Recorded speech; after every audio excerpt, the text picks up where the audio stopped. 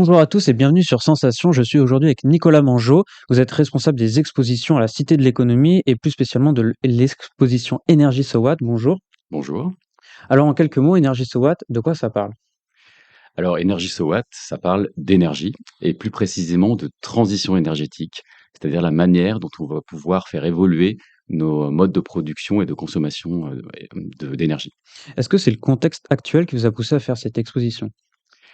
Alors oui, bien sûr, puisque la Cité de l'économie traite des sciences économiques. Et les sciences économiques sont au cœur de la société, permettent de comprendre la société. Et à l'heure actuelle, on vit un changement climatique de manière très concrète et les énergies sont au cœur de cette problématique.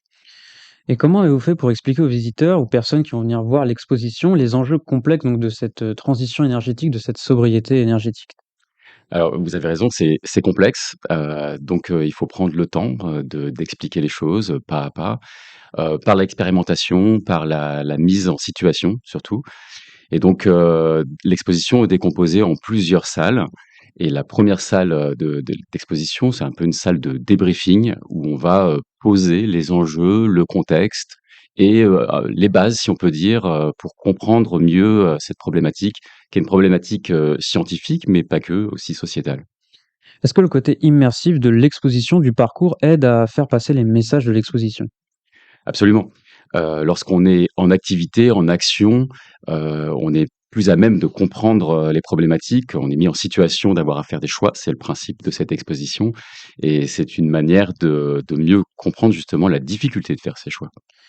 Est-ce qu'aujourd'hui, c'est essentiel d'avoir un côté immersif dans les expositions? Je prends par exemple l'exemple de l'atelier Lumière ou encore de l'Institut du monde arabe qui développe de plus en plus ces expositions immersives. Est-ce que pour vous, à la Cité de l'économie, c'est un modèle qui va revenir de plus en plus récurrent? Oui, puis tout à fait, c'est déjà le cas. On propose une découverte, de l'économie qui est un sujet, complexe, interdisciplinaire, de manière, interactive, et impliquante. Et donc on poursuit sur cette, lancée. Moi-même, c'est vraiment une approche, qui m'est chère, l'interactivité, la mise en situation, le jeu aussi. Justement, ce côté immersif dans l'exposition Energy So What permet de choisir entre plusieurs profils de gouvernance. Est-ce que vous pouvez un peu nous en parler? Alors oui, tout à fait. Donc après cette, première salle, de brief où on va poser les enjeux, soit dit en passant, il y aura la diffusion d'une vidéo, réalisée par Jamy, et sa chaîne Épicurieux qui résume, les contextes, l'enjeu, de cette problématique de la transition énergétique. Donc une fois qu'on a ces outils, si on peut dire, on va dans la deuxième salle, la salle principale de l'exposition avec une carte qui va nous permettre d'enregistrer les choix que on va devoir faire. Puisqu'il s'agit de ça, cette mise en situation, ça vous met dans un jeu de rôle en situation d'être une personne qui va devoir prendre des décisions, une personne qui a, des décisions politiques à prendre. Et donc vous allez, passer, sur 10 stations qui correspondent à 10 thématiques. Par exemple, la dépendance aux énergies fossiles, l'énergie nucléaire, les énergies renouvelables, la question du stockage ou des réseaux, et cetera. Toutes ces problématiques, assez complexes, on va vous poser des questions et vos électeurs et électrices, vont vous interpeller sur ces questions et vous allez devoir faire des choix. Et ces choix, vous allez les faire, en insérant, la carte en question et vous allez marquer ces choix. Donc vous allez, avoir une trace de ces choix et à l'issue de tous ces choix que vous allez faire sur ces 10 thématiques, enfin vous pouvez en faire que sur, 3 ou 4, au minimum. À l'issue de ces choix, ça va vous donner un profil qui est un peu votre profil de gouvernance. Quelle, femme ou homme politique vous seriez si vous aviez à prendre ces décisions-là? Il faut donc réfléchir à l'équilibre entre l'écologie, l'économie et le social. Est-ce que c'est un peu un jeu de rôle dans la peau d'un gouvernant de demain? Oui, tout à fait. Et ces 3 dimensions, c'est qui constitue, ce qu'on appelle, parfois, le développement durable, dont on parle un petit peu moins aujourd'hui. Effectivement, on parle plus de transition écologique. Mais ces 3 piliers, social, environnemental, et économique, comme vous avez dit. Et c'est tout à fait, la problématique auquel, les femmes et hommes politiques, qui, gouvernent, nos États ou nos collectivités, sont confrontés aujourd'hui. Comme vous l'avez dit au début, l'exposition répond à des questions assez complexes. Est-ce que cela n'a pas été trop dur d'un point de vue scientifique? Alors bien sûr, c'est complexe parce que c'est interdisciplinaire. Il y a des questions donc, économiques, des questions scientifiques, et des choix à faire et il n'y a pas de solution unique. Il n'y a pas, une recette miracle qui serait applicable partout, en toutes circonstances. Chaque pays, bien sûr, a ses propres problématiques, mais chaque région d'un pays même a également ses problématiques, liées à son territoire, à son histoire et cetera. Donc c'est vraiment, une complexité à laquelle il faut se confronter et c'est l'objectif de cette exposition, qu'on montre que, bah, c'est pas simple de prendre ces décisions. Il faut parfois du courage, politique, il faut bien sûr des connaissances et du dialogue, avec, les personnes, qui ont ces expertises et puis, les personnes qui vont, comment dire? Hem, qui vont subir les conséquences des choix que vous allez faire. Donc cette complexité-là, elle est importante, faut je pense pas qu'il faille, en avoir peur. Ça fait partie aussi, de nos objectifs pédagogiques, d'éduquer à la complexité dans un monde qui est complexe, sur une thématique qui est complexe. En parlant de pédagogie, à partir de quel âge on peut venir voir cette exposition? Alors cette exposition s'adresse à des publics à partir de 13 ans, la fin du collège environ, par rapport à la capacité justement, de conceptualiser ces problématiques, le lien aussi au programme scolaire, puisque les problématiques économiques ne sont abordées, de manière explicite qu'à partir du lycée et de manière un petit peu, plus, transversale, au collège.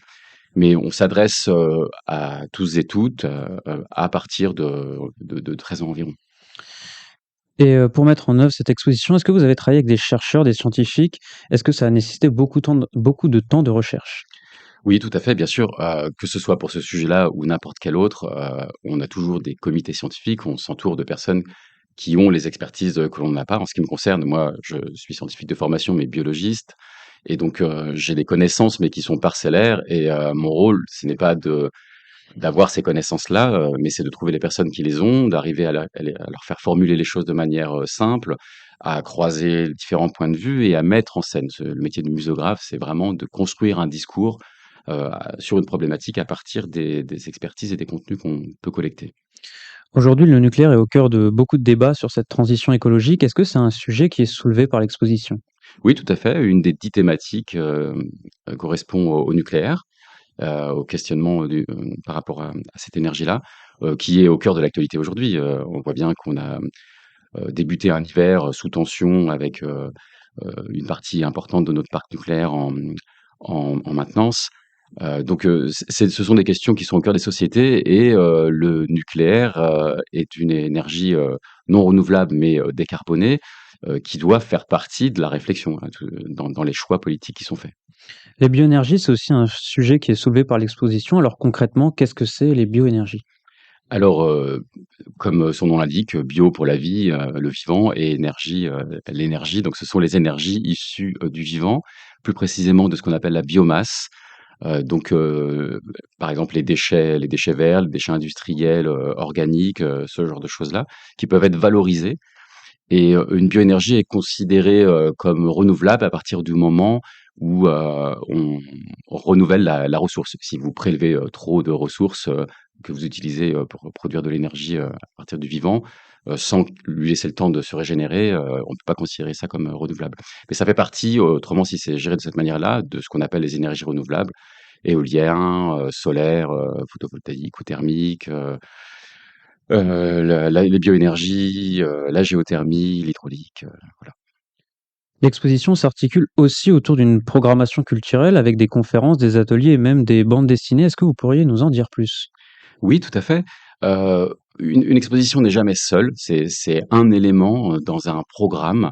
Une exposition, est accompagnée, d'ateliers, de médiation, éventuellement à certains moments dans l'exposition et bien sûr d'une programmation culturelle, très riche à Citéco et qui permet d'ouvrir des portes nouvelles sur cette problématique.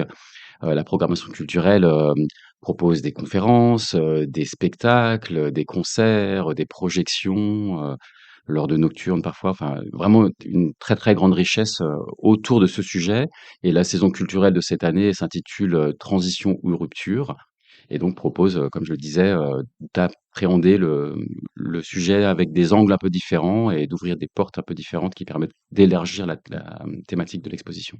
Et finalement, est-ce que l'exposition arrive, quand bien même, à répondre à la question: «Quel est l'avenir de l'énergie?»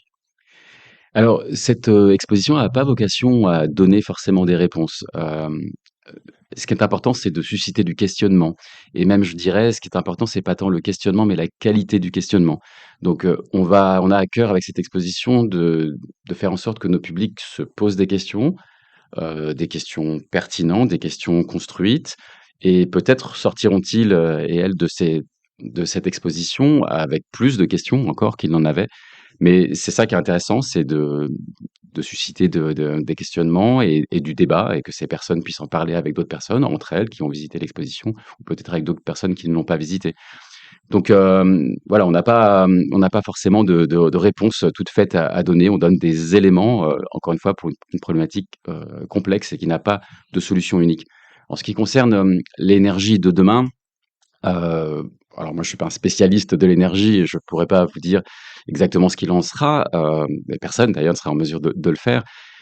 Je dirais d'une part que, la meilleure énergie, c'est celle qu'on ne dépense pas et ça, c'est valable en toutes circonstances et je pense que, cette dimension, de sobriété énergétique, elle est au cœur de tous les scénarios de prospective. Par exemple, l'ADEME, qui est un organisme agréé par l'État, a élaboré, des scénarios prospectifs, pour l'horizon 2050, qui correspond à l'horizon, d'engagement des États, de décarbonation des États.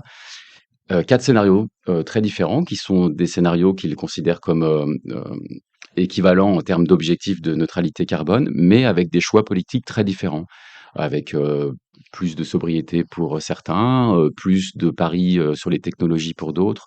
Donc, c'est très intéressant parce qu'on voit que dans tous les cas, il y aura des choix à faire. Il faut les faire maintenant ces choix, parce qu'ils auront des conséquences, dans plusieurs décennies, mais des choix qui peuvent être très différents dans leurs caractéristiques et mise en œuvre.